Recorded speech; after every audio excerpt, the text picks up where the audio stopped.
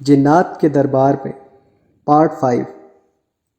کہانی شروع کرنے سے پہلے سامعین سے گزارش ہے کہ اردو ریڈرز کلب کو سبسکرائب کریں اور گھنٹی کے نشان کو دبائیں تاکہ آپ کو اگلی ویڈیو کا نوٹیفیکیشن بروقت مل سکے۔ شکریہ۔ جنات غائب، پیر حاضر۔ سرکار، میں نے کہا، ہوش میں آئیں، ہم دونوں ایک دوسرے کو اچھی طرح جانتے ہیں۔ اس نشے سے باہر نکلے۔ اس نے آنکھیں کھول دیں اور عام آدمیوں کی طرح مجھے دیکھا۔ میں نے کہا، میں نے آپ کی عزت کی ہے کہ یہاں آ گیا ہوں، میں آپ کو تھانے بلوا سکتا تھا۔ انگریزوں کا ایک قیمتی کھوجی قتل ہو گیا ہے، آپ نے ایک غریب ماں باپ کو ڈرایا، ورگلایا، انہیں لالچ دیے اور دھوکے سے ان کی کنواری بیٹی کو اپنے گھر میں حبس بھیجا میں رکھا۔ وہ سن رہا تھا اور اس کے چہرے پر رنگ آ اور جا رہے تھے۔ میں نے اس کے پاؤں سے زمین نکالنے کے لیے کہا، میں جانتا ہوں، پولیس کپتان جانتا ہے کہ آپ کی اس درگاہ میں جوان لڑکیوں کا جو کاروبار ہوتا ہے۔ آپ نے گورے رنگ اور نیلی آنکھوں والی لڑکی کو آگے چلایا ہے اور اس طرح چلایا جیسے وہ رسے سے خود اتر کر فرار ہوئی ہے، کیونکہ آپ جانتے تھے کہ اس لڑکی میں انگریزوں کا ایک سفید پوش اور زمیندار بھی دلچسپی لیتا ہے۔ آپ غلط کہتے ہیں کہ رامے کے قتل سے آپ بے خبر ہیں۔ یہ جھوٹ ہے۔ وہ تڑپ کر بلبلا اٹھا۔ میں اسے اسی کیفیت میں لانے کی کوشش کر رہا تھا۔ اس نے کہا، ملک صاحب، یہ الزام غلط ہیں جو آپ نے مجھ پر تھوپے ہیں، پھر کیا سچ ہے؟ میں نے پوچھا، یہ الزام غلط ہیں تو صحیح کیا ہے؟ وہ سوچ میں پڑ گیا۔ وہ چونکہ مجرم ذہنیت کا آدمی تھا، اس لیے اس کے پاؤں اکھڑ گئے اور وہ اپنی اصلیت میں آنے لگا۔ گناہ چھوٹا ہو یا بڑا، انسان کی اخلاقی جرات کو ختم کر دیتا ہے۔ میں نے اسے رازداری کے لہجے میں کہا، آپ جو کچھ بھی ہیں میری نظر میں مسلمان ہیں، ہم کفرستان میں ہیں۔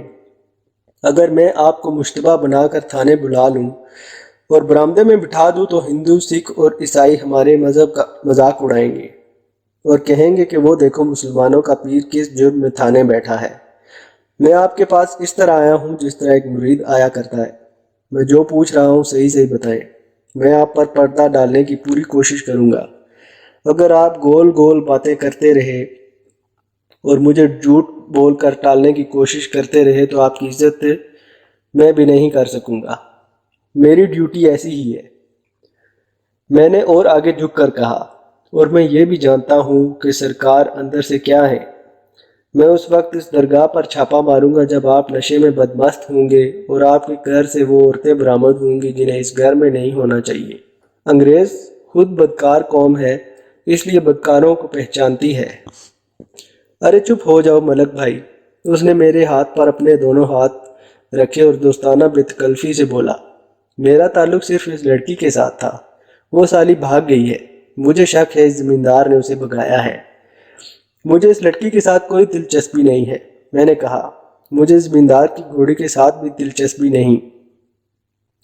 تحقیقات ہوتی رہے گی، گھوڑی نہ ملی تو کیس عدم پتہ کر کے داخل دفتر کر دوں گا۔ مجھے رامے کا قاتل چاہیے۔ مشکل یہ پیدا ہو گئی ہے کہ راما گھوڑی اور چور کا کھرا اٹھاتے قتل ہوا ہے، اور آپ کے پچھواڑے کی دیوار پر جو نشان ہے اور لڑکی کا جو کھرا ہے وہ صاف بتاتا ہے کہ وہ چوری کی گھوڑی پر گئی ہے۔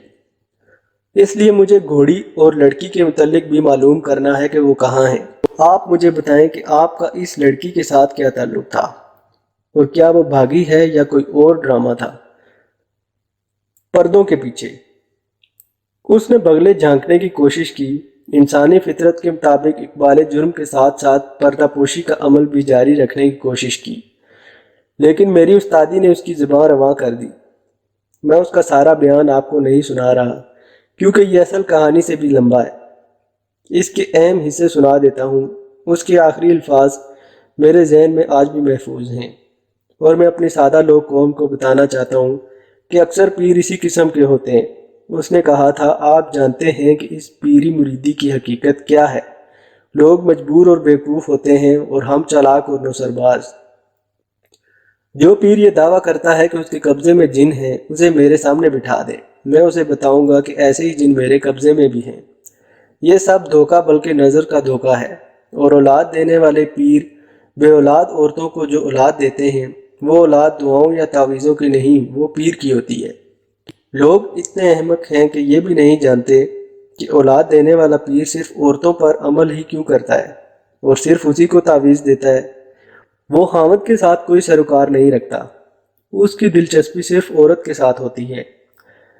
اس نے نیلی آنکھوں والی لڑکی کے ساتھ جس طرح تعلق پیدا کیا تھا وہ بھی تفصیل سے سنایا۔ اس نے جھوٹ نہ بولا۔ لڑکی کے باپ اور اس کی ماں نے جس طرح بیان دیے تھے پیر نے اسی طرح اپنا بیان دیا۔ اس نے زمیندار کا بھی ذکر کیا۔ لڑکی اس قدر ہوشیار نکلی کہ ہاتھ نہ آئی۔ اس نے کہا میں نے اپنے کمرے میں لے جا کر اس پر اپنے عمل کی جادوگری سے اسے زیر کرنے کی کوشش کی۔ وہ تو زندہ مچھلی کی طرح میرے ہاتھ سے پھسل کر نکل گئی۔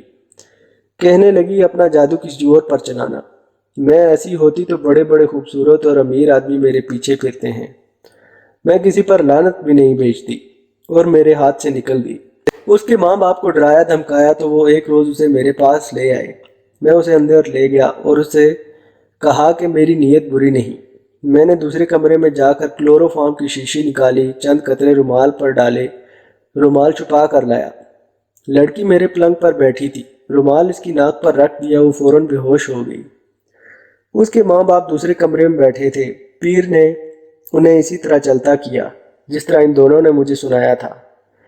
پیر نے اپنے بیان میں کہا لڑکی شام سے ذرا پہلے ہوش میں آئی۔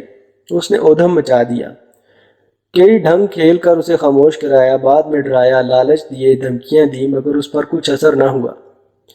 میری خاص مریدنیوں میں ایک خرانٹ اور استاد قسم کی عورت ہے۔ اسے بلایا اور کہا کہ اسے رام کرو۔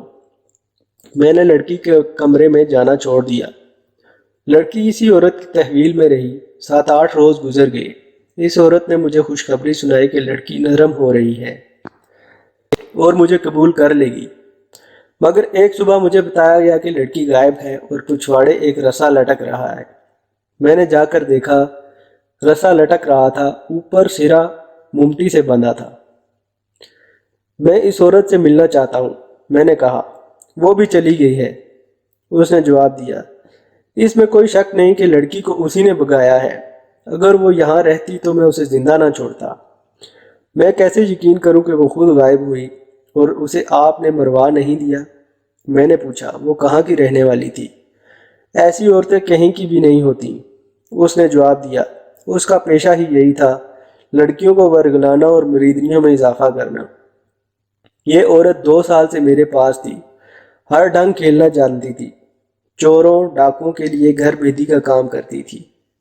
میرے پاس آئی تو میں نے اسے اپنے پاس رکھ لیا۔ اس نے باہر اپنا کاروبار بھی جاری رکھا اور میرے کام بھی کرتی رہی۔ مجھے بالکل علم نہیں کہ کہاں کے رہنے والی ہے۔ یہ عورت بھی گئی۔ اس عورت کی اب مجھے ضرورت تھی۔ میں نے پیر سے بہت پوچھ گچھ کی، لیکن وہ جو کچھ بتا چکا تھا اس سے زیادہ اسے کچھ معلوم نہ تھا۔ صرف ایک چیز اس نے مجھے اندر سے منگوا کر دے دی، یہ رسا تھا جس سے نیلی آنکھوں والی لڑکی چھت سے اتری تھی۔ پیر نے بتایا کہ یہ رسا اس کے گھر کے باہر سے آیا ہے، یہ شاید اسی مقصد کے لیے لایا گیا تھا۔ یہ عورت اس واردات کا نیا کردار تھی۔ میرے دماغ میں یہی آتا تھا کہ یہ عورت اس لڑکی کو اڑا کر لے گئی ہے اور کسی امیر کبیر آدمی یا کسی مہاراجے کے ہاتھ بیچ ڈالے گی۔ میرے سامنے سب سے زیادہ پیچیدہ سوال یہ تھا کہ اس لڑکی اور اسے بھگانے والی عورت کا پیچھا کروں یا رام کھوجی کے قاتل تک پہنچنے کا کوئی اور راستہ اختیار کروں۔ مجھے اب یہ نظر آنے لگا کہ گھوڑی اس لڑکی کو بھگا کر لے جانے کے لیے چرائی گئی تھی۔ پیر نے یہ بات صاف کر دی تھی کہ عورت چوروں اور ڈاکوں کے لیے کام کرتی تھی۔ میں اچھی طرح جانتا تھا کہ ایسی عورتیں جرائم پیشہ گروہوں کے لیے کیا کیا کام کرتی ہیں اور کس طرح کرتی ہیں۔ میں جب پیر کے گھر سے نکلا تو اس کا وہ خاص آدمی جس نے مجھے پیر کے گھر کے راز دیے اور میرا مخبر بن گیا تھا باہر کھڑا تھا۔ وہ میرے انتظار میں تھا۔ میں اسے اشارہ کر کے چلا گیا کہ وہ دور کا چکر کاٹ کر مجھے راستے میں ملے۔ میں نے اسے پوچھا کہ اس نے مجھے یہ کیوں نہیں بتایا کہ لڑکی ایک بدمعاش عورت کی تحویل میں رہی ہے اور وہ عورت بھی لڑکی کے ساتھ ہی غائب ہو گئی ہے۔ اس نے یہ نہ بتانے کی کچھ اور وجوہات بتائیں جو کچھ ایسی ویسی ہی تھی۔ البتہ اس نے یہ کہا کہ اسے بالکل علم نہیں تھا کہ لڑکی اس عورت کی تحویل میں ہے۔ یہ بند کمروں کی باتیں تھیں جو اس آدمی کو معلوم نہ تھی۔ یہ تو آپ کہتے ہیں کہ آپ پیروں کی اصلیت جانتے ہیں، اس نے کہا، لیکن اس پیر کی حویلی کے اتنے کمرے ہیں اور اس کے آس پاس ایسے ایسے آدمی اور عورتیں ہیں کہ خود پیر کو بھی معلوم نہیں کہ اس کے گھر میں کیا ہوتا ہے۔ میں نے اس آدمی سے اس عورت کے متعلق پوچھا۔ اس نے بھی وہی باتیں بتائیں جو پیر بتا چکا تھا۔ اسے بھی معلوم نہیں تھا کہ یہ عورت کہاں کی رہنے والی تھی۔ اسے یہ یقین تھا کہ یہ عورت جرائم پیشہ گروہوں سے تعلق رکھتی تھی اور بہت ہی چلاک عورت تھی، پیر کو بھی انگلیوں پر نچا لیتی تھی۔ اس آدمی کے پاس اور کوئی خبر نہیں تھی۔ اس کی اطلاع کے مطابق ان 2-3 دنوں میں پیر باہر نہیں گیا تھا، نہ کوئی مشکوک آدمی اس کے پاس آیا تھا۔ پیر غصے میں شراب چڑھاتا اور گالیاں بکتا رہتا تھا۔ قتل کی کہانی پھر سنی۔ میں شام کے بعد تھانے میں بیٹھا خیالوں میں سر پٹک رہا تھا۔ یہ ایسی واردات معلوم نہیں ہوتی تھی جس کی تفتیش میری اپنی ہی سراغ رسانی سے مکمل ہو جاتی۔ مجھے اب مخبروں کا سہارا لینا تھا۔ پیر اور زمیندار کو بھی میں نظر انداز نہیں کر سکتا تھا۔ مجھے اندھیرے میں فرش پر گری ہوئی سوئی تلاش کرنی تھی۔ عثمان آ گیا۔ مجھ پر گہری سوچ اور شاید افسردگی طاری تھی۔ عثمان مسکراتا ہوا آیا۔ وہ میرے دل کا حال جانتا تھا اور میری ذمہ داریوں کو بھی خوب سمجھتا تھا۔ اسے معلوم تھا کہ میں کس مشکل میں پھنس گیا ہوں۔ شہروں میں قتل کی جو وارداتیں ہوتی ہیں ان کا سراغ لگا لیا جاتا ہے۔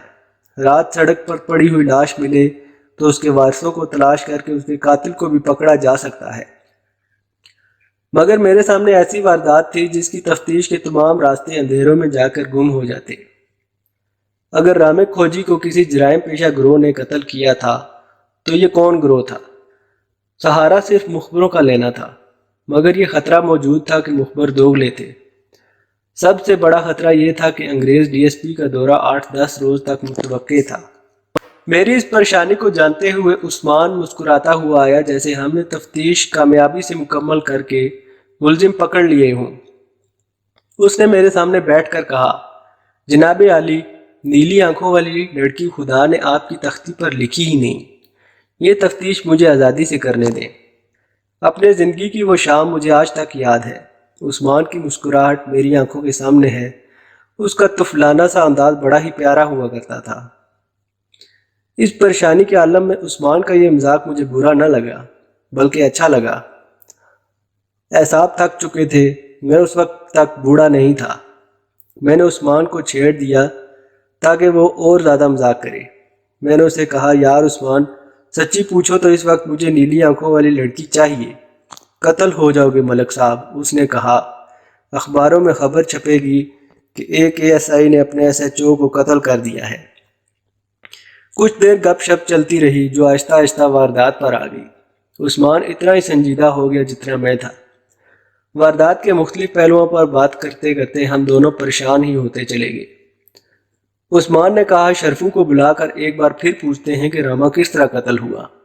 وہ عقلمند کانسٹیبل ہے۔ اسے کہیں گے کہ وہ اس وقت کو اپنی آنکھوں کے سامنے لائے اور یاد کرے کہ وہ چاروں آدمی قد بت کے کیسے تھے۔ اسے شاید کوئی اور کام کی بات بھی یاد آ جائے۔ شرفو نے بتایا ہے کہ ان چاروں کے پاس ڈنڈے تھے۔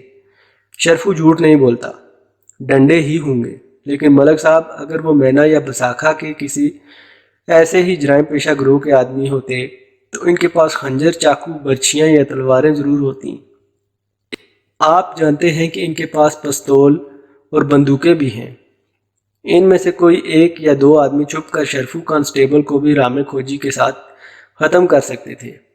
مجھے شک ہے یہ کسی جرائم پیشہ گروہ کے آدمی نہیں ہیں۔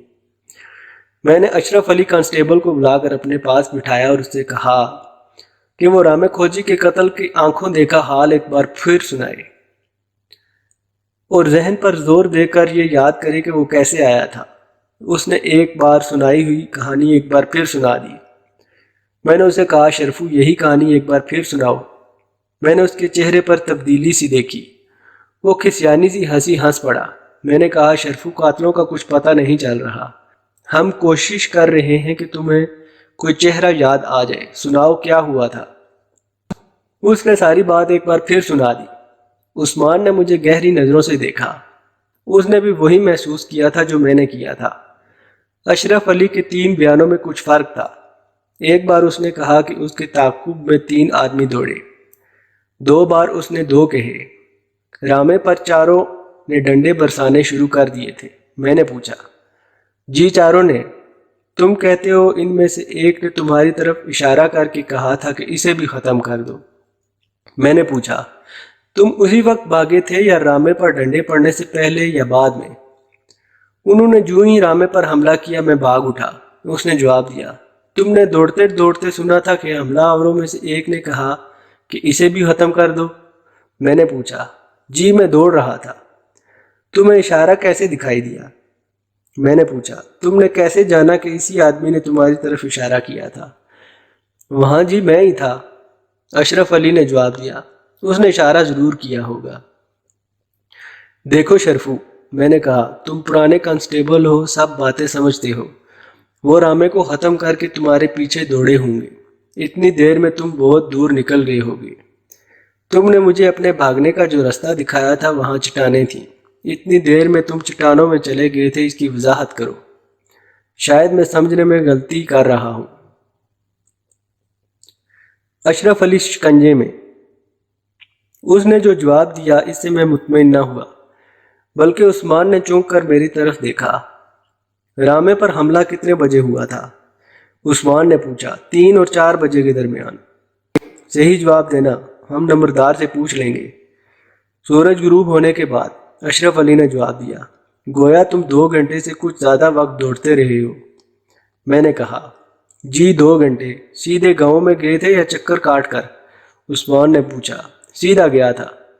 اگر تم سیدھے گئے تھے اور مسلسل 2 گھنٹے دوڑتے رہے تھے تو تم 10 میل دور چلے جاتے۔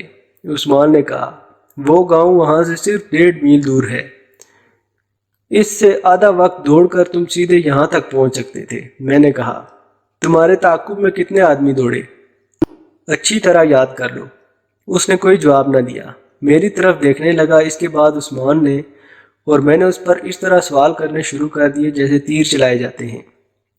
یہ پوچھ گچھ کا خاص طریقہ ہوتا ہے۔ شرفو نے شک پیدا کر دیا تھا۔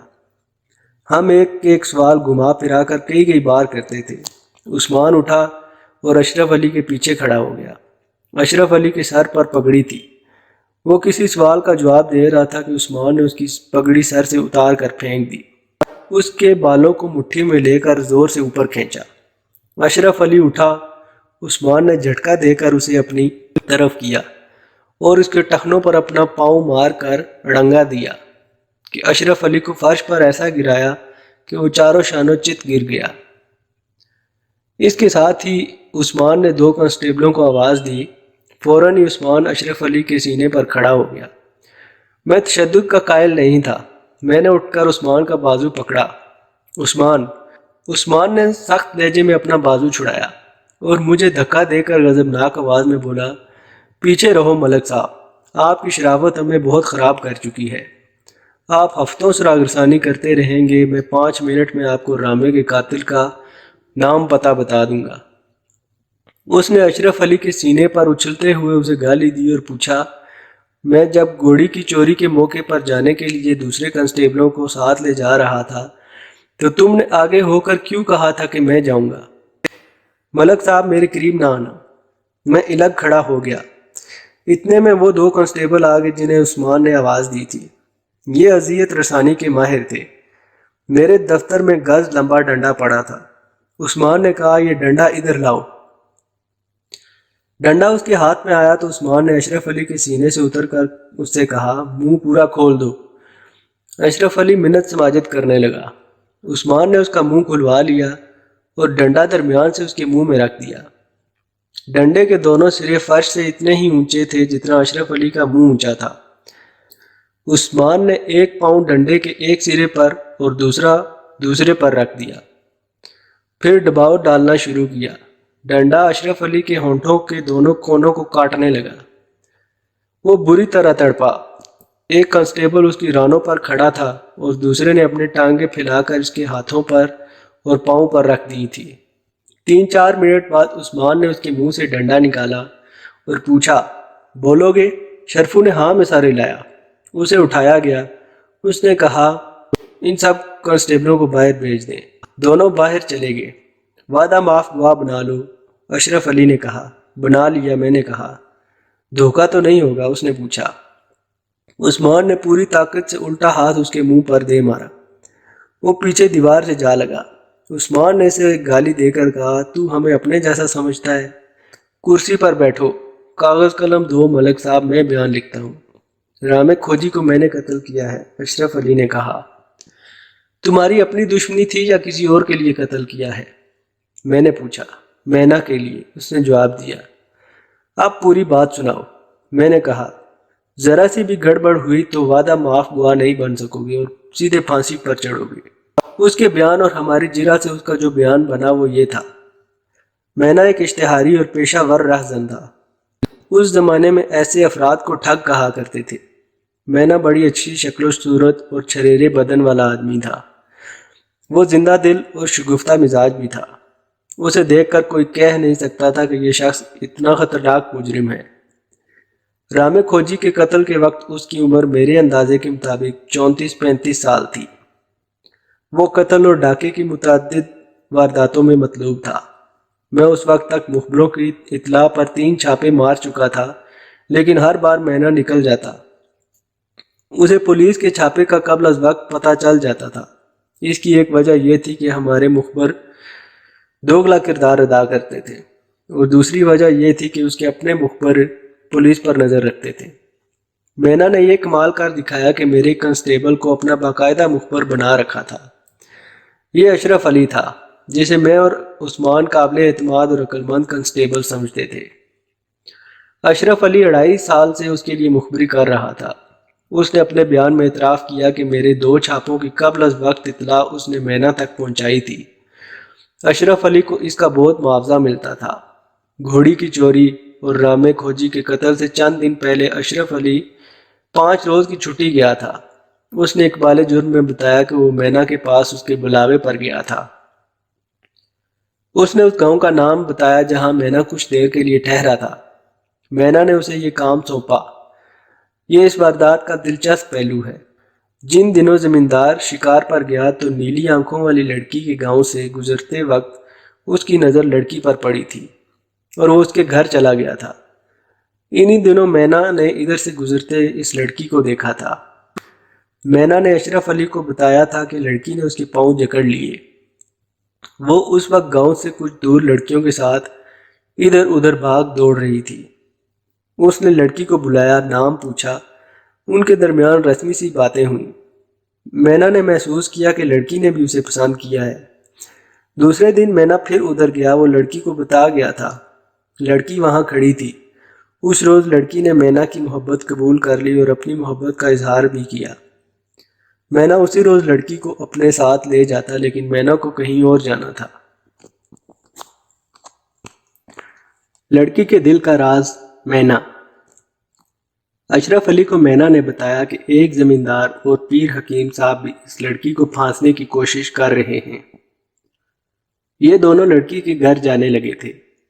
مینا نے اپنے کسی آدمی کو زمیندار کے پاس یہ پیغام دے کر بھیجا کہ تم مینا کے دل پر ہاتھ ڈالنے کی کوشش نہ کرو۔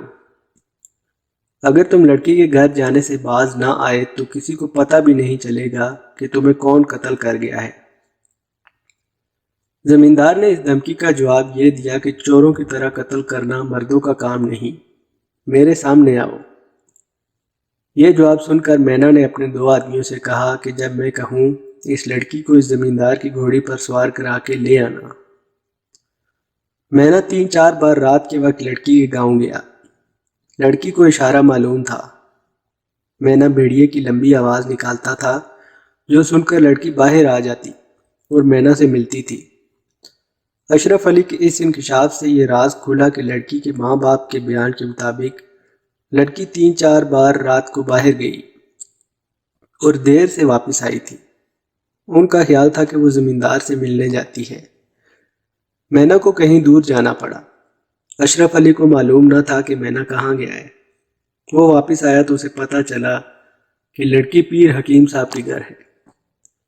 پیر کے گھر ایک عورت تھی جس کی زندگی جرائم میں گزری تھی۔ اس نے مینا کے لیے بہت کام کیا تھا۔ مینا کو معلوم تھا کہ یہ عورت پیر کے گھر میں ہے۔ رابطے کے کئی ذرائع تھے۔ مینا نے اس عورت کو پیغام بھیجا کہ لڑکی کو وہاں سے نکالو۔ اس عورت کے لیے کام مشکل نہ تھا۔ پیر کے گھر مریدوں اور مریدنیوں کی آمد و رفت رہتی تھی۔ مینا نے اشرف علی کے ہاتھ رسا بھجوایا کیونکہ عورت نے پیغام بھیجا تھا کہ لڑکی کو رات کو نکالا جا سکتا ہے، اور وہ بھی رسے کی مدد سے۔ دیوڑی میں 3-4 آدمی سوئے ہوئے تھے۔ لڑکی فرار کے لیے تیار تھی۔ وہ مینا کی محبت میں گرفتار ہو چکی تھی۔ مینا کے آدمیوں نے عورت کے ساتھ رابطہ رکھا اور ایک رات طے کر لی۔ پہلے زمیندار کی گھوڑی کھولنی تھی، لیکن گھوڑی بند دروازے کے پیچھے ہوتی تھی۔ اندر ایک نوکر سوتا تھا۔ نوکر کو 150 روپیہ، جو آج کل کے 3000 روپے کے برابر ہے، دیا گیا، اور یہ وعدہ بھی کیا گیا کہ اگر اسے زمیندار نے نوکری سے نکال دیا تو اس کے روزگار کا اس سے اچھا انتظام کیا جائے گا۔ نوکر کا کام صرف یہ تھا کہ رات دروازے پر ہلکی سی دستک ہو تو وہ دروازہ کھول دے۔ چونکہ اس ساری اسکیم کا ڈائریکٹر مینا تھا اور مینا جرائم پیشہ تھا، اس لیے اسکیم کی ہر ایک کڑی پر نہایت بخوبی عمل ہوا۔ گھوڑی کھولنے کے لیے ایک آدمی گیا، نوکر نے دروازہ کھول دیا، گھوڑی بغیر زین کے نکال لی گئی۔ کانسٹیبل اشرف علی چھٹی سے واپس آ چکا تھا۔ اس اسکیم میں اشرف علی کے ذمہ یہ کام تھا کہ اگر زمیندار کی گھوڑی کی چوری کی رپورٹ تھانے میں کرے تو اشرف علی تفتیش میں ساتھ رہے اور مینا کو خبر پہنچاتا رہے۔ اگر ممکن ہو تو اشرف علی تفتیش کو غلط لائن پر ڈالنے کی کوشش کرے۔ مینا اور اشرف علی میرے طریقہ تفتیش سے واقف تھے۔ انہیں معلوم تھا کہ میرے پاس گھوڑی کی چوری کی رپورٹ آ گئی تو میں اسی وقت کھوجی کو ساتھ لے کر تفتیش کے لیے چل پڑوں گا۔ اس اسکیم میں رامے کھوجی کا قتل شامل نہ تھا۔ مینا اتنی دور کی سوچ نہیں سکا تھا۔ تفتیش جب شروع ہوتی ہے تو تفتیش کرنے والے پولیس افسر کو بھی معلوم نہیں ہوتا کہ آگے چل کر کیا ہوگا۔ لڑکی کے فرار کے متعلق مینا کو یقین تھا کہ پیر تھانے میں رپورٹ نہیں دے گا، کیونکہ لڑکی کے ساتھ اس کا کوئی تعلق نہ تھا۔ پیر خود مجرم تھا، اس نے لڑکی کو حبس بیجا میں رکھا ہوا تھا۔ یہ کسی کو بھی معلوم نہ تھا کہ میں کھوجی کو صرف ایک کانسٹیبل کے ساتھ کھرا اٹھانے کے لیے بھیج دوں گا، لہٰذا رامے کھوجی کے قتل کی کسی نے نہ سوچی تھی۔ ہر کام اسکیم کے عین مطابق ہوتا گیا۔ گھوڑی نکالی گئی۔ زمیندار نے وقت ضائع کیے بغیر تھانے میں رپورٹ دی۔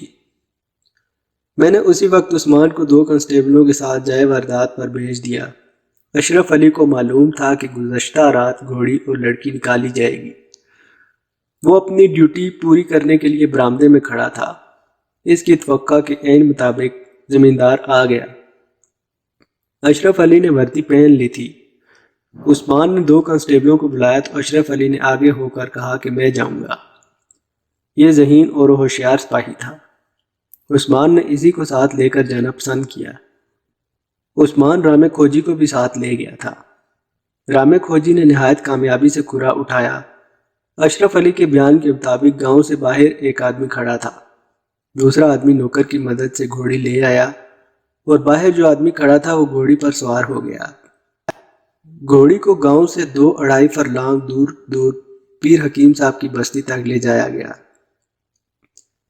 ایک آدمی نے الو کی آواز نکالی۔ چھت کی مونٹی کے ساتھ رسا باندھا جا چکا تھا۔ عورت اور لڑکی چھت پر تھی۔ لڑکی رسے سے اتر آئی اور بتائی ہوئی جگہ پر پہنچ گئی جہاں گھوڑی کھڑی تھی۔ اشرف علی کو یہ معلوم نہ تھا کہ اس عورت نے لڑکی کے جانے کے بعد رسا کیوں نہیں اتارا، اور وہ خود اس گھر سے کس وقت نکلی اور کس طرح نکلی۔ اشرف علی نے اپنے بیان میں بتایا کہ جب میں عثمان کے بلانے پر پیر کی چھت پر گیا اور نیچے آ کر رامے کھوجی سے کہا تھا کہ وہ ایک کانسٹیبل کو ساتھ لے کر کھرا اٹھاتا جائے، اس وقت اشرف علی نے کہا کہ وہ کھوجی کے ساتھ جانا چاہتا ہے۔ اسے بھیج دیا گیا تھا۔ اپنے بیان کے اس مقام پر آ کر اشرف علی نے اپنے بھیانک جرم کا اعتراف کیا۔ اس نے بتایا کہ راما کھوجی بالکل صحیح کھرے پر جا رہا تھا۔ وہ اس ویرانے میں پہنچ گیا جہاں وہ قتل ہوا تھا۔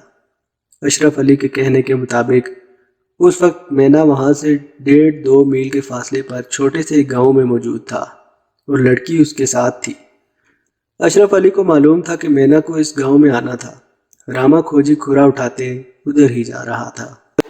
میں نے ابتدا میں کہا ہے کہ جرم گناہ بھی ہوتا ہے اور حماقت بھی۔ اشرف علی عقل والا کانسٹیبل تھا۔ اس نے یہ نہ سوچا کہ راما کھوجی اس گاؤں میں جہاں مینا تھا پہنچ جاتا تو مینا اسے غائب کر دیتا، لیکن شرفو نے مینا سے زیادہ انعام لینے کی خاطر رامے کو قتل کر دیا۔ قتل اس طرح کیا کہ اس کی گردن اپنے ہاتھ میں پکڑ لی، انگوٹھوں سے اس کی شہرک دبائی اور اسے مار دیا۔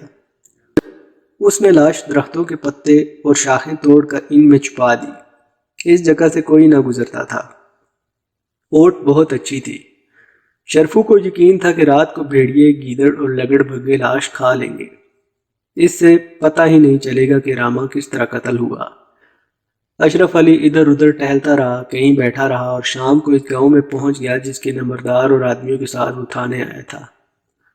اس نے یہ کہانی گھڑ لی جو اس نے مجھے سنائی تھی کہ 4 آدمیوں نے رامے کھوجی کو ڈنڈوں سے مار ڈالا ہے۔ اس کی توقع کے عین مطابق میں جائے قتل پر گیا تو وہاں رامے کی ہڈیاں پڑی تھیں، خون نہیں تھا۔ میں مان گیا کہ مقتول کو ڈنڈوں سے مارا گیا ہے، اس لیے کوئی زخم نہیں ہوا۔ اشرف علی نے بتایا کہ اس نے لاش کہیں اور چھپائی تھی، درندے وہاں سے گھسیٹ کر کہیں اور لے گئے تھے۔ اشرف علی نے قتل جیسا بھیانک جرم پہلی دفعہ کیا تھا، اس لیے اس کا ضمیر برداشت نہ کر سکا۔ وہ نوکری سے بھاگ جانے کی بھی سوچ رہا تھا۔ جرم کرنے تک وہ جرم پر سوار تھا اور خوش تھا کہ دنیا اور آخرت کا قانون اس کے ہاتھ میں ہے، مگر جرم کے بعد جرم اس پر سوار ہو گیا اور وہ پناہیں ڈھونڈنے لگا۔ عثمان نے اور میں نے جب اس کی 2-3 کمزوریاں پکڑی تو اس کے چہرے کا رنگ بدل گیا اور اس کی زبان تھتھیانے لگی۔ گناہ کے بعد انسان کی یہی حالت ہوتی ہے۔ جب عثمان نے اسے گرا کر ڈنڈا اس کے منہ میں ڈالا تو 5 منٹ کے اندر اس نے اقبال جرم کر لیا۔ یہ اس اذیت کا اثر نہیں تھا جو اس سے عثمان نے پہنچائی تھی، بلکہ یہ اس اذیت کا اثر تھا جو اس کا ضمیر اسے دے رہا تھا۔ میں نے اشرف علی کا مکمل اقبالی بیان لکھ کر اسے حوالات میں بند کر دیا۔ دوسرے دن اسے عثمان کے ساتھ 15 میل دور ضلع کچہری میں مجسٹریٹ کے پاس بھیج دیا، جس نے اس کا پورا بیان قلم بند کر لیا۔ اسے سلطانی گواہ بنانے کی بھی قانونی کارروائی مکمل کر لی گئی اور اسے جیل کی حوالات میں بھیج دیا گیا۔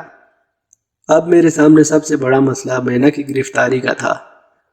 میں اسے نظر انداز بھی کر سکتا تھا۔ مجھے رامے کھوجی کا قاتل مل گیا تھا، میں اسی پر کیس ختم کر سکتا تھا، لیکن میں نے اور عثمان نے تہیہ کر لیا تھا کہ اب مینا کو پکڑیں گے۔ اشرف علی نے ہمیں بڑا صاف اشارہ دے دیا تھا کہ ان دنوں مینا کہاں ہوگا۔ مجھے اندازہ تھا کہ وہ ان دنوں نیلی آنکھوں والی لڑکی کے ساتھ مگن ہوگا۔ میں نے بہروپ میں مخبر بھیجے۔ میں نے انہیں خبردار کر دیا تھا کہ اگر انہوں نے دھوکہ دیا تو میں ان کے سارے خاندان کو گرفتار کروں گا۔ مخبر چلے گئے تو میں گھوڑی کے مالک کے گھر چلا گیا۔ میرے پوچھنے پر اس نے بتایا کہ اسے مینا نے پیغام بھیجا تھا کہ وہ اس لڑکی سے توجہ ہٹا لے ورنہ اسے قتل کر دے گا۔ زمیندار نے پیغام کا وہی جواب دیا تھا جو اشرف علی نے بتایا تھا۔ زمیندار نے اس کی تصدیق کی کہ مینا نے اسے دھمکی بھیجی تھی کہ لڑکی کو وہ اسی گھوڑی پر لے جائے گا۔ میں اسے گیدڑ بھبکی سمجھتا تھا، زمیندار نے کہا، لیکن گھوڑی چوری ہو گئی تو میں ڈر گیا۔ میں نے دانستہ مینا کا نام نہیں لیا تھا، مجھے ڈر تھا کہ مینا کو پتہ چل گیا تو وہ مجھے واقعی قتل کر دے گا۔ مینا کا جشن، ہمارا چھاپا۔ زمیندار کی اس حماقت پر مجھے بہت غصہ آیا۔ اگر وہ پہلے بتا دیتا تو میرا کھوجی قتل نہ ہوتا۔ میں نے اسے بتایا کہ چوروں کے ساتھی اس کے گھر میں موجود ہیں۔ میں نے اس کے نوکر کو گرفتار کر لیا۔ تھانے میں آ کر اس نے اقبال جرم کیا۔ اس دوران ہم نے قتل کا کیس مکمل کرنے کے لیے کاغذی کارروائی کی اور اشرف کے بیان کے مطابق شہادتوں کی فراہمی کا کچھ اور کام کیا۔ اسی رات یا شاید اگلی شام تھی کہ ایک مخبر آ گیا۔ اس نے بتایا کہ مینا ایک جگہ جشن منا رہا ہے۔ یہ چٹانوں کے درمیان چند ایک جھوپڑا نما مکانوں کا گمنام سا گاؤں تھا۔ چٹانیں ہری بھری تھی۔ میں نے یہ جگہ کئی بار دیکھی تھی، خوبصورت جگہ تھی۔ اس سے پہلے بھی مجھے پتا چلتا تھا کہ مینا کبھی کبھی یہاں آتا ہے۔ گاؤں کے لوگ کھیتی باڑی اور محنت مزدوری کرتے تھے، لیکن یہ مشکوک لوگ تھے۔ میرا مخبر دوسرے مخبروں کو اسی علاقے میں چھوڑ آیا تھا تاکہ وہ مینا پر نظر رکھیں۔ اور وہ کہیں اور چلا جائے تو اس کا تعاقب کیا جا سکے۔ یہ گاؤں تقریباً 7 میل دور تھا۔ چھاپے کا موضوع وقت آدھی رات کے بعد کا تھا۔ میں نے 12 کی نفری ساتھ لی، ان میں ایک ہیڈ کانسٹیبل بھی تھا۔ تھانے سے ہم ایک ایک کر کے بہت فاصلے اور وقفے وقفے سے نکلے تاکہ مینا کو کوئی مخبر دیکھ نہ رہا ہو۔ گاؤں سے دور جا کر ہم اکٹھے ہوئے۔ عثمان ہنسی مذاق کے موڈ میں تھا، اس سے پیدل سفر آسان ہو گیا۔ کانسٹیبل بھی گپ شپ لگاتے جا رہے تھے۔ میں نے رفتار ذرا سست رکھی، میں رات کے آخری پیر وہاں پہنچنا چاہتا تھا۔ چاندنی شفاف تھی۔ ہم 2 بجے کے لگ بھگ اپنے ٹارگٹ پر پہنچے۔ میں نے نفری کو ضروری ہدایات دے کر محاصرے کے لیے پھیلا دیا، مگر گاؤں کے قریب گئے تو ایک گولی فائر ہوئی۔ ہم سب نے پوزیشنیں لے لی۔ میں سمجھ گیا کہ مینا نے پہرا بیدار رکھا ہوا ہے اور یہ گولی اسے خبردار کرنے کے لیے اس کے کسی آدمی نے فائر کی ہے۔ میرے ایک کانسٹیبل نے گھبرا کر واپس فائر کر دیا۔ ہیڈ کانسٹیبل نے بلند آواز سے کہا، حکم کے بغیر گولی مت چلاؤ۔ یہ میری پارٹی کی دوسری غلطی تھی۔ دشمن مکمل بیدار ہو گیا۔ یہ یقین ہو گیا کہ مینا یہی ہے۔ میں نے اور عثمان نے دوڑ دوڑ کر کانسٹیبلوں کو اچھی پوزیشن میں کر دیا۔ انہیں بتا دیا کہ اب گاؤں میں کوئی بھی سایہ نظر آ جائے تو اس پر گولی چلا دو، لیکن گولی ضائع نہ جائے۔ مینا کے آدمی بیوقوف معلوم ہوتے تھے۔ ہمیں کچے کچے جھونپڑوں کی چھتوں پر 3-4 آدمی چڑھتے دکھائی دیے۔ چاندنی میں وہ دور سے بھی نظر آ رہے تھے۔ یک لخت کئی گولیاں فائر ہوئیں۔ یہ میرے کانسٹیبلوں کی گولیاں تھیں۔ پھر خاموشی چھا گئی۔ اس کے بعد چھت پر کوئی حرکت نہ ہوئی۔ میں الگ اور عثمان الگ گاؤں کے ارد گرد تیز گھومتے گھومتے کانسٹیبلوں کو ہدایات دیتے اور ان کا حوصلہ بڑھاتے پھرتے تھے۔ یہ کوئی قلعہ یا بہت بڑا گاؤں نہیں تھا، چند ایک جھونپڑے سے تھے جنہیں میرے 12 آدمیوں نے اچھی طرح محاصرے میں لے رکھا تھا۔ میں نے بلند آواز سے کہا، میں نے باہر آ جا، اب تم زندہ نہیں نکل سکو گے۔ گاؤں 100 سپاہیوں کے گھیرے میں ہے۔ آگے آؤ ملک۔ ادھر سے للکار سنائی دی۔ یہ مینا بول رہا تھا، مسلمان کے بچے ہو تو سامنے آؤ اور مجھے زندہ پکڑو۔ تھوڑے تھوڑے وقفے سے کبھی میں مینا کو للکارتا، کبھی عثمان اور کبھی مینا ہمیں للکارتا۔ مجھے یہ اطمینان تھا کہ میرا گھیرا مکمل اور مضبوط ہے اور مینا یہاں سے نکل نہیں سکے گا۔ میں نے گاؤں والوں کو بلند آواز میں کہا، تمام لوگ گھروں کے اندر رہیں، جو باہر نکلے گا مارا جائے گا۔ میں نے عثمان سے کہا کہ بچ بچ کر کانسٹیبلوں کے پاس جاؤ اور سب سے کہو کہ آڑ دیکھ کر آگے بڑھنا شروع کریں اور گاؤں کے قریب ہو جائیں۔ چاروں طرف ہر ایک کانسٹیبل کے پاس جاتے خاصا وقت لگ گیا۔ عثمان ہر کانسٹیبل کو خود آڑ دکھا کر آگے بڑھتا رہا۔ وہاں درخت بھی تھے اور اتنے بڑے بڑے پتھر بھی جن کے پیچھے ایک آدمی بیٹھ سکتا تھا۔ مجھے بہت دیر تک عثمان نہ ملا۔ میں ایک ایک کانسٹیبل کو تلاش کرتا، ہر ایک سے پوچھنے لگا کہ عثمان کہاں ہے۔ ہر کسی نے کہا ادھر چلا گیا۔ میں نے 2 چکر کاٹے، عثمان نظر نہ آیا۔ ہیڈ کانسٹیبل مل گیا، کہنے لگا عثمان صاحب گاؤں کے اندر چلے گئے ہیں، میں بھی جا رہا ہوں، اور وہ دوڑ کر جھونپڑوں میں غائب ہو گیا۔ میں نے عثمان کو ایسی ہدایت نہیں دی تھی، اس نے خطرہ خود ہی مول لے لیا۔ میں احمقوں کی طرح وہاں کھڑا دیکھنے لگا کہ اب کیا ہوگا۔ گاؤں کا قریبی جھونپڑا مجھ سے کوئی 20 قدم دور تھا۔ میں دوڑ کر دیوار کے ساتھ ہو گیا۔ دیوار کا سایہ تھا۔ میں آگے کو سرکنے لگا۔ اندر سے مجھے عثمان کی آواز سنائی دی۔ میں دروازے کی طرف گیا اور آہستہ سے عثمان کو آواز دی۔ اس نے دروازہ کھولا۔ اس کے ہاتھ میں جلتی ہوئی ٹارچ تھی۔ اندر سہمی ہوئی ایک عورت اور آدمی کھڑے تھے۔ ان کے بچے بے خبری کی نیند سوئے ہوئے تھے۔ عثمان ان سے پوچھ چکا تھا کہ مینا کس مکان میں ہے۔ میں نے اس آدمی سے کہا کہ ہمارے ساتھ باہر آؤ۔ اس نے بتایا تھا کہ مینا کے ساتھ ایک بہت خوبصورت لڑکی ہے۔ عثمان نے پوچھا اس کی آنکھیں نیلی ہیں؟ اس آدمی نے جواب دیا کہ ہاں نیلی ہی ہیں۔ ایک آدمی کے ساتھ ہم دیواروں کے سائے میں مینا والے مکان کی طرف بڑھنے لگے۔ میں نے ہیڈ کانسٹیبل سے جو عثمان کے ساتھ تھا کہا کہ وہ گاؤں سے باہر کانسٹیبلوں کو اپنی کمانڈ میں لے لے اور میری پکار پر حملہ کرائے۔ ہیڈ کانسٹیبل چلا گیا۔ ہم آگے بڑھتے ہی تھے کہ ایک گولی فائر ہوئی جو ہمارے درمیان سے گزر کر کچی دیوار میں لگی۔ ہم بیٹھ گئے اور تیزی سے سرکتے ایک اور دیوار کی اوٹ میں ہو گئے۔ چاندنی میں کوئی 32 قدم دور ہمیں ایک آدمی نظر آیا جس کے ہاتھ میں رائفل تھی۔ عثمان نے اطمینان سے ریوالور فائر کیا۔ وہ آدمی رک گیا، اس کی آواز نہ نکلی، پھر وہ گر پڑا۔ ہمارے ساتھ جو آدمی تھا وہ بری طرح ڈر رہا تھا۔ ہم آگے بڑھنے سے ڈر رہے تھے۔ کچھ اور آگے بڑھے تو 2-3 گولیاں فائر ہوئی، ہم رک گئے۔ صبح طلوع ہونے لگی۔ دن کی روشنی ہمارے لیے خطرناک تھی۔ مجھے معلوم نہیں تھا کہ میرے 12 کانسٹیبلوں کے مقابلے میں گاؤں میں کتنے آدمی ہیں۔ وہ مکانوں کے مورچوں میں تھے اور ہم بالکل سامنے۔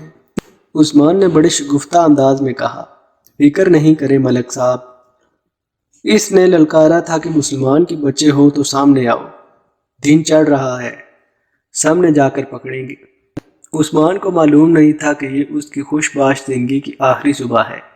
اگر مجھے غیب سے اشارہ مل جاتا تو میں محاصرہ اٹھا لیتا، مینا کو بھاگ جانے دیتا، عثمان کو نہ مرنے دیتا۔ صبح روشن ہو گئی۔ ہم نے وہ مکان دیکھ لیا جس میں مینا تھا۔ اچانک فائرنگ شروع ہو گئی۔ میرے کانسٹیبل بے تحاشا فائر کر رہے تھے۔ میں نے اندازہ کر لیا کہ مینا کے ساتھیوں کے پاس رائفلیں کم ہیں۔ میں نے عثمان سے کہا کہ محفوظ طرف سے جاؤ اور 4-5 کانسٹیبلوں کو ساتھ لے آؤ۔ تھوڑی دیر بعد 5 کانسٹیبل آ گئے۔ ہم نے اس مکان پر ہلہ بولا جس میں مینا تھا، لیکن دائیں بائیں کی گولیوں نے ہمیں روک لیا۔ عثمان نے ریوالور کی گولی سے ایک آدمی کو ایک درخت میں سے گرایا۔ 2 کانسٹیبل ایک مکان کی چھت پر چڑھ گئے۔ باہر سے ہیڈ کانسٹیبل نے فائرنگ جاری رکھی۔ اچانک شور اٹھا۔ چند ایک آدمی برچھیاں اور تلواریں لے کے نکل آئے تھے۔ میں نے، عثمان نے اور کانسٹیبلوں نے گولیاں چلائیں اور کئی ایک کو گرا لیا۔ ہم کچھ بکھر گئے۔ میری توجہ کسی اور طرف تھی۔ مجھے اپنے پیچھے آہ جیسی آواز سنائی دی۔ میں نے گھوم کر دیکھا تو مجھے چکر آ گیا۔ مینا کے ایک آدمی کی برچھی عثمان کے پیٹ میں اتری ہوئی تھی اور عثمان دوہرا ہو گیا تھا۔ میں نے اس آدمی پر ریوالور فائر کیا، وہ گر پڑا۔ اس کی برچھی عثمان کے پیٹ میں رہی۔ عثمان گر پڑا۔ میں نے برچھی نکال لی، لیکن برچھی پیٹ میں نہیں، دل میں اتری تھی۔ عثمان تن و من جوان تھا۔ گہرا لال خون چشمے کی طرح ابل ابل کر نکل رہا تھا۔ پھر میں نے نہ دیکھا کہ گولیاں کدھر سے آتی ہیں، موت کہاں اور زندگی کہاں۔ یوں سمجھیے کہ عثمان کو دیکھ کر میں پاگل ہو گیا۔ میں نے اپنے آدمیوں کو کیا احکام دیے، انہوں نے تیزی سے عمل کی یا سستی کی، مجھے کچھ یاد نہیں۔ یہ یاد ہے کہ میں چلا رہا تھا۔ باہر والے کانسٹیبلوں نے بھی شاید میرے حکم پر گاؤں پر ہلہ بول دیا تھا۔ پھر مجھے یاد آتا ہے کہ ایک گھوڑا دوڑا تھا، اس پر مینا اور اس کے پیچھے لڑکی سوار تھی۔ گھوڑا دور نہیں تھا۔ کانسٹیبلوں نے اس پر گولیاں چلائیں تو میں نے چلا کر کہا، گھوڑے پر فائر کرو۔ گھوڑا زخمی ہو کر بے قابو ہوا اور سرپٹ دوڑتا واپس گاؤں میں آ نکلا۔ دوڑتے دوڑتے گر بھی پڑا۔ مینا کلا بازیاں کھاتا مجھ سے 8-10 قدم دور آ رکا اور لڑکی اس سے ذرا پرے گری۔ وہ گر کر زخمی ہو گیا تھا۔ میں نے اس کی جامع تلاشی لی۔ اس کی ناف سے پستول برآمد ہوا۔ نیلی آنکھوں والی لڑکی دوڑتی ہوئی آئی اور مینا سے لپٹ گئی۔ پھر اس کے جسم کا جائزہ لے کر بولی، زخمی تو نہیں ہو گئے؟ لڑکی کو جیسے معلوم ہی نہیں تھا کہ مینا پولیس کے گھیرے میں کھڑا ہے۔ اس نے پیٹھ مینا کے سینے سے لگا رکھی تھی اور ہمیں قہر بھری نظروں سے دیکھ رہی تھی۔ وہ واقعی بہت خوبصورت تھی۔ گورا رنگ اور نیلی آنکھیں، اس کے نقوش اپنی ماں کے تھے۔ چلاؤ گولی، لڑکی نے مجھے کہا، ہم دونوں کو ایک ساتھ مار ڈالو۔ میری انگلی میرے ریوالور کے ٹریگر کو آدھا پیچھے لے گئی تھی۔ میرے دل میں عثمان کے خون کا انتقام تھا، مگر مجھے یاد آ گیا کہ میں تھانے دار ہوں۔ میں ذاتی طور پر انتقام نہیں لے سکتا۔ میں نے ٹریگر سے انگلی نکال لی۔ عثمان مر چکا تھا۔ میرے ایک کانسٹیبل نے بتایا کہ عثمان میری جان بچاتے ہوئے مرا ہے۔ یہ کانسٹیبل دیکھ رہا تھا۔ اس آدمی نے برچھی مجھ پر تانی تھی۔ میری پیٹھ ادھر تھی۔ عثمان کہیں قریب تھا۔ اس نے برچھی والے پر ریوالور فائر کیا، لیکن گولی نہ چلی۔ اس نے لمبی چھلانگ لگائی اور میرے اور برچھی کے درمیان آ گیا۔ برچھی عثمان کے دل میں اتر گئی۔ میں نے بعد میں اس کا ریوالور دیکھا، وہ 6 گولیاں فائر کر چکا تھا۔ ریوالور میں اور کوئی گولی نہ تھی۔ اس کے بعد جو کچھ ہوا وہ پولیس کی کارروائی تھی۔ مینا کے 4 ساتھی اور گاؤں کے 5 آدمی مارے گئے تھے۔ جو گھوڑی ماری گئی تھی وہ زمیندار کی تھی۔ عثمان کی موت نے مجھے ذہنی طور پر ادموا کر دیا تھا۔ مینا نے اقبال جرم نہ کیا۔ یہ صرف میں نہ جانتا تھا۔ لڑکی نے عدالت میں پیر اور زمیندار کے خلاف شدید نفرت کا اظہار کیا اور پوری طرح دلیری سے محبت کا اظہار کیا، مگر اس کی گواہی مینا کے خلاف گئی۔ اشرف علی وعدہ معاف گواہ تھا، اس نے بہت مدد کی۔ مینا کو قتل، رہزنی اور ڈاکے کی ان متعدد وارداتوں میں جن کے لیے وہ مطلوب تھا اور اشتہاری مجرم قرار دیا گیا تھا، سزائے موت اور اس کے ساتھیوں کو عمر قید کالا پانی دی گئی۔ گاؤں کے 6 آدمیوں کو 5-5 سال سزائے قید دی گئی۔ زمیندار کے نوکروں کو 3 سال اور لڑکی کو اس کے ماں باپ کے حوالے کر دیا گیا۔ پیر حکیم صاحب کے خلاف کوئی کیس نہیں بنتا تھا۔ اس کی پیری پہلے کی طرح ہی چلتی رہی۔ میں نے کہانی کے ابتدا میں کہا کہ دنیا کے قانون کو دھوکہ تو دیا جا سکتا ہے، خدا کے قانون سے کوئی بچ نہیں سکتا۔ اشرف علی وعدہ معاف گواہ تھا، اس لیے اسے سزا نہ ملی۔ اسے پولیس کی نوکری سے برطرف کر دیا گیا۔ وہ گھر چلا گیا۔ 15-20 روز بعد پتہ چلا کہ اشرف علی قتل ہو گیا ہے۔ میں نے خدا کا شکر ادا کیا کہ وہ میرے تھانے کے علاقے کا رہنے والا نہیں تھا۔ اسے قتل کرنے والے نامعلوم افراد تھے جو پکڑے نہیں گئے۔ وہ یقیناً مینا کے ہی گروہ کے آدمی تھے۔ کہانی کے متعلق اپنی رائے کا اظہار کمنٹ سیکشن میں ضرور کریں۔ مزید دلچسپ کہانیاں سننے کے لیے اردو ریڈرز کلب کو سبسکرائب کریں۔ اگلی ویڈیو کے ساتھ پھر حاضر خدمت ہوں گا۔ تب تک کے لیے اجازت دیجیے۔ اللہ حافظ۔